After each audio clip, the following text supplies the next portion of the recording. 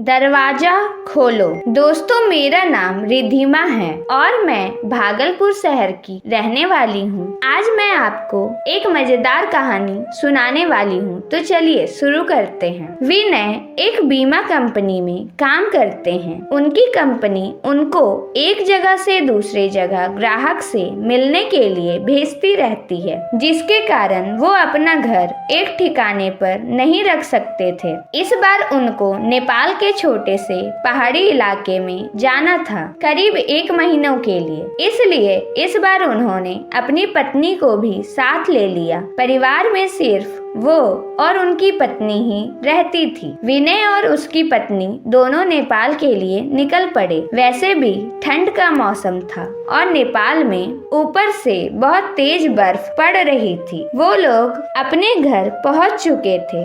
अपने घर तक पहुंचने के लिए उनको बहुत संघर्ष करना पड़ा, क्योंकि घर छोटे से गांव में एक पहाड़ी इलाके में था, जिसकी वजह से दोनों बहुत थक चुके थे। रात के 12:30 बज चुके थे। जहां वो रह रहे थे वहां दूसरे घर एक दूसरों से बहुत दूर दूर थे। बाहर जोरों से ठंडी हवा और बर्फ गिर रही थी। दोनों अपने रजाई में दुबककर आराम ही कर रहे थे कि अचानक उनको लगा कि किसी ने उनके घर का दरवाजा खटखटाया है। फिर उन्होंने सोचा कि क्या पता तेज हवा चलने की वजह से ऐसा हो रहा हो, इसलिए उन्होंने उसको अनदेखा कर दिया। अगली सुबह विनय जिस काम के लिए आया था उसके लिए वो निकल पड़ा। उसकी पत्नी घर में अकेले ही थी। उसको समझ नहीं आ रहा था कि वो घर में बैठे वक्त कैसे बिताए। उसने सोचा कि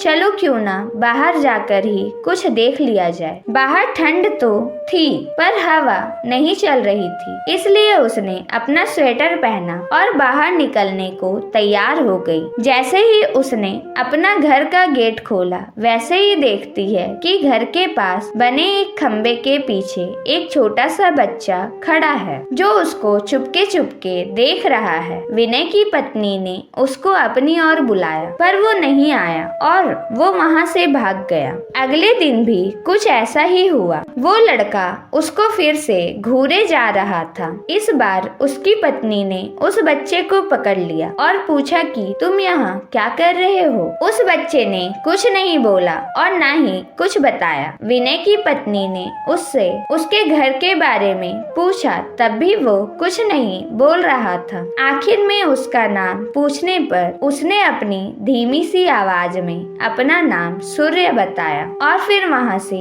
भाग गया। उसको उसका व्यवहार कुछ समझ नहीं आया। ये सिलसिला ऐसे ही चलता रहा। वो बच्चा उसको रोज खम्बे के पीछे से निहारता रहता था। उस दिन रविवार की रात थी।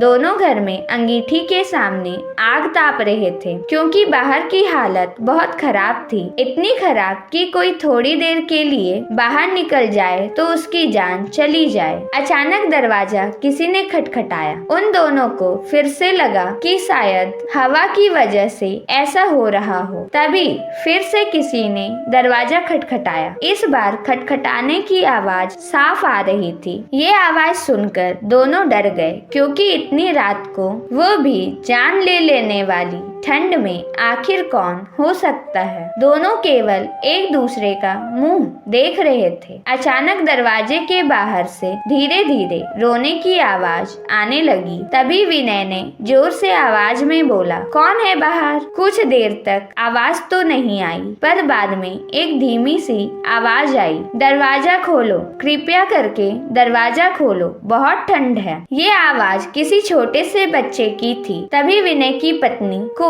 ये आवाज जानी पहचानी लगी। उसने कहा कि ये तो वही बच्चे की आवाज लगती है जो रोज घर के बाहर खड़ा रहता था। विनय की पत्नी ने कहा कि हमें उसे अंदर लाना चाहिए। वो भागते हुए अभी दरवाजे के पास जा ही रही थी कि अचानक उनके घर में फोन की घंटी बजी। फोन एक पड़ोस में रहने वाली औरत का था, जिससे आज ही विनय की पत्नी मिलकर आई थी। विनय की पत्नी ने फोन उठाया। वहाँ से उस औरत की आवाज आई, हेलो जी, मैं आपको बताना भूल गई थी कि अगर आपके घर के बाहर कोई भी दरवाजा खटखटा खटखटाए तो उसको मत खोलना। विनय की पत्नी ने कहा कि अभी मेरे घर के बाहर एक बच्चे की आवाज आ रही है जो दरवाजा खोलने को कह रहा है। तभी उस औरत ने कहा, नहीं, आप बिल्कुल मत खोलना, वो असल में एक आत्मा है। यहाँ जब जब तेज आंधी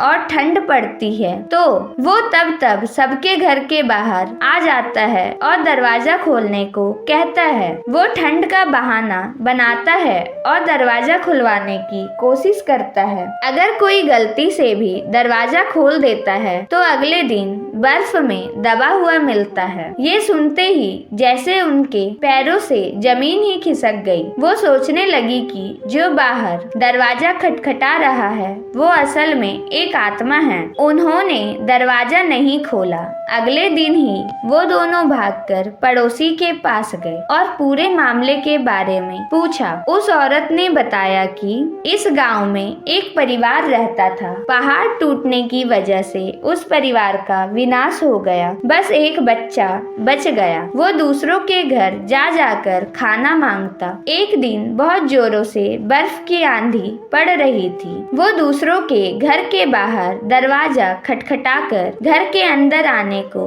गुहार लगा रहा था, पर किसी ने भी उसकी गुहार नहीं सुनी। ठंड की वजह से सब अपने घरों में दुबके हुए थे। कल सुबह होने पर उस बच्चे की लाश बर्फ में अकड़ी हुई मिली। आज भी कभी भी जोरों से बर्फ की आंधी आती है तो उसकी आत्मा सबके घर के पास आती है और गुहार लगाती है। ये सब सुनकर दोनों हैरान रह गए। लेकिन वो वहाँ 1 महीने जब तक रहे तब तक 3-4 बार उनके साथ ऐसा ही हुआ। लेकिन विनय का काम खत्म हो जाने पर वो वहाँ से चले गए। पर विनय की पत्नी के दिमाग में एक रहस्य हमेशा बना रहा कि उस घटना के बाद जो बच्चा उसे रोज घर के बाहर दिखता था वो कभी नहीं दिखा। दोस्तों, आपको ये कहानी कैसी लगी कमेंट करके जरूर बताना।